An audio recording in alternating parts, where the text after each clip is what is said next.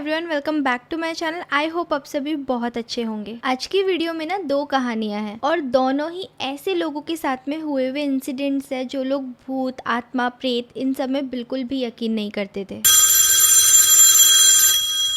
रोहित के पिता लाल सिंह एक बैंक में कर्मचारी थे और वो ना भूत, प्रेत, आत्मा इन सब का बहुत मजाक उड़ाते थे। उनका कहना था कि ऐसा कुछ होता ही नहीं है और फिर चाहे दिन हो, रात हो, जंगल हो, कब्रिस्तान हो या फिर शमशान घाट, वो जानबूझ के ऐसी जगहों पे जाते थे और बोलते थे कि देखो, अगर कोई आत्मा होती तो हमें परेशान तो जरूर करती। और इन्हीं के साथ साथ में चाहे साधु हो या मौलवी, इन सब का भी वो बहुत मजाक उड़ाते थे और ये सब करने के बावजूद भी उन्हें कुछ हुआ नहीं था और इसीलिए उनका यकीन अपनी इस बात पे और भी ज्यादा बढ़ गया था कि भूत प्रेत जैसा कुछ होता ही नहीं है। एक दिन वो दोपहर के समय अकेले बैंक जा रहे थे, तभी उनको एक चौराहे पर नींबू, पेड़ा, फूल और लाल कपड़ा रखा हुआ दिखा। उसके चारों तरफ ना हल्दी का एक घेरा बनाया हुआ था। अब वो सोच में पड़ गए कि दोपहर में यहाँ पे ये सब सामान किसने चढ़ाया है और वो मस्ती के मूड में साइकिल से नीचे उतरे और हल्दी से बने हुए घेरे के अंदर से नींबू, लाल कपड़ा और मिठाई भी उठा ली और साइकिल पर बैठकर हंसते हुए बैंक की ओर चले गए। अब वहाँ पहुंचकर पहले तो वो काम करने में व्यस्त हो गए और तभी कुछ देर बाद उन्हें भूख लगती है और वो नाश्ता मंगाकर खाने लगे और उनको याद आया कि उनके पास नींबू और मिठाई भी रखी हुई है, तो उन्होंने उसे भी खा लिया और जो लाल कपड़ा उठाया था उससे अपना हाथ मुंह पोंछकर उसे कूड़े में फेंक दिया और उनको कुछ भी नहीं हुआ। जैसे जैसे दिन ढलने लगा और रात होने लगी, वैसे वैसे उनका सर भारी होने लगा और अब वो घर आ गए। अब रात के 12 बज गए थे और उनकी वियर्ड हरकतें भी बढ़ती ही जा रही थी। वो कभी बहुत जोर जोर से हंसते बिना रुके और कभी बहुत जोर जोर से अचानक से रोने लगते और अपने ही हाथों से अपने ही कपड़े फाड़ने लगे, यहाँ तक कि चाकू उठा के अपने हाथ पे, अपनी बॉडी पे अलग अलग जगह पे कट्स लगाने लगे थे। और जब उनके घर वाले उन्हें रोकने की कोशिश कर रहे थे तो वो रुक नहीं रहे थे। वो कैसे न कैसे करके उन सबको ओवर पावर कर रहे थे और उनके देखने का तरीका ना बहुत अजीब था। वो बहुत अजीब तरीके से अपने फैमिली मेंबर्स को घूर रहे थे और फिर रात के 2 बजे के अराउंड तो उनके सर पे ऐसा पागलपन सवार हुआ कि उन्होंने एक फंदा लेके और उसको गले में डाल के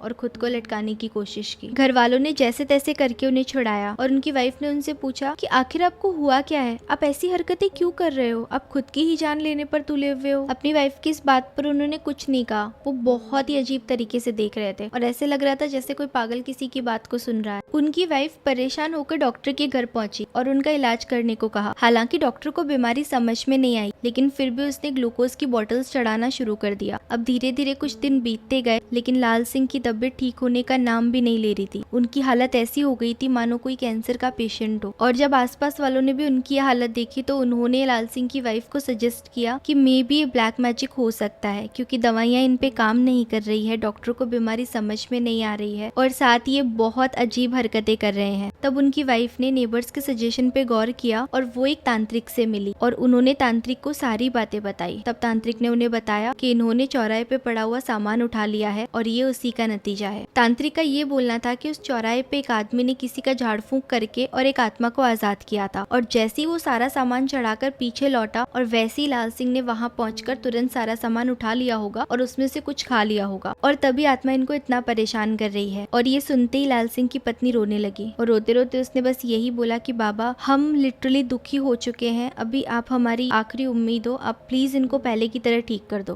तांत्रिक ने इस पर उनसे यही कहा कि घबराने की कोई बात नहीं है, बस मैं कुछ सामान की लिस्ट दे रहा हूँ, तुम वो सामान लेके आ जाओ। और सामान में उन्होंने नींबू, 1.25 किलो मिठाई, 1.25 मीटर लाल कपड़ा और एक फूलों का हार मंगवाया और उन्होंने उनसे कहा कि वो सारा सामान अपने पति के हाथों से लगवा कर और फिर मुझे लाकर दे दो, मैं देखता हूँ कि क्या हो सकता है। और जैसा तांत्रिक ने बताया था, लाल सिंह की वाइफ ने वैसा ही किया और पूजा खत्म होने के बाद में उन्होंने एक लोटे में पानी डालकर लाल सिंह के चारों तरफ घुमा के वो पानी पिया और वो वहाँ से चले गए। और इसके बाद में धीरे धीरे दिन प्रतिदिन लाल सिंह की हेल्थ वापस से रिकवर होती गई और वो ठीक होते गए। हालांकि उन दिनों के बारे में लाल सिंह को कुछ भी याद नहीं है। अब वो ठीक है और बैंक भी उन्होंने जाना स्टार्ट कर दिया था।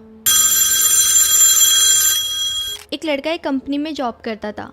उसे भी भूत, प्रेत, आत्मा इन सब पे बिल्कुल भी विश्वास नहीं था। वो भूतों को सिर्फ और सिर्फ दिमाग का भ्रम मानता था। उसे लगता था कि ऐसा असल में कुछ नहीं होता, ये सब चीजें सिर्फ दिमाग में होती है। एक दिन कंपनी में काम कुछ ज्यादा बढ़ गया और उस काम को करने के चक्कर में वो काफी लेट हो गया था। वो ऑफिस से देर रात को निकला और वो बाइक पर था। कुछ दूर चलने के बाद में उसकी बाइक खराब हो जाती है। उसने अपनी बाइक को एक शॉप के बाहर पार्क किया और उसके बाद में वो पैदल ही अपने घर के लिए निकल गया। कुछ देर चलने के बाद में उसे एक बस स्टॉप दिखा और वो बस का वेट करने के लिए वहीं पे रुक गया। कुछ ही देर के बाद में वहाँ पे एक अघोरी भी आता है और आके उसके पास में बैठ जाता है। अघोरी के पास में बीड़ी थी जिसे वो बहुत ही अजीब तरीके से पी रहा था। अभी वो लड़का ना काफी एक्सट्रोवर्ट टाइप का था, तो वो किसी से भी बात करना शुरू कर देता था। अब क्योंकि उसके पास में वो अघोरी बाबा बैठे हुए थे तो उसने उनसे बात करना शुरू कर दिया और बात ही बात में उसने उन बाबा से कहा कि बाबा मैं तो इन भूत प्रेत को बिल्कुल भी नहीं मानता, ये सब चीजें तो सिर्फ दिमाग में ही होती है, असल में ऐसा कुछ होता ही नहीं है। और इस बात पर बाबा ने उसे बोला कि ये तो तुम्हारी चॉइस है, तुम चाहो तो मानो चाहो तो मत मानो, पर तुम ये मत कहो कि भूत प्रेत होते ही नहीं है, क्योंकि ये सब होते हैं। और बाबा ने जिस तरीके से उससे ये बात कही वो हंसने लगा और हंसते हुए बोलता है कि अगर भूत होते हैं तो हमें दिखते क्यों नहीं है, और अगर आप इतने यकीन के साथ में बोल रहे हो तो क्या आप मुझे भूत दिखा सकते हो। बाबा को लगा कि अभी से भूत दिखाना होगा, तो बाबा ने उससे कहा कि हम दोनों शमशान घाट की ओर चलते हैं, अगर तुम्हें वाकई में भूत देखना है तो वहाँ पे तुम्हें जरूर मिलेंगे। फिर क्या था,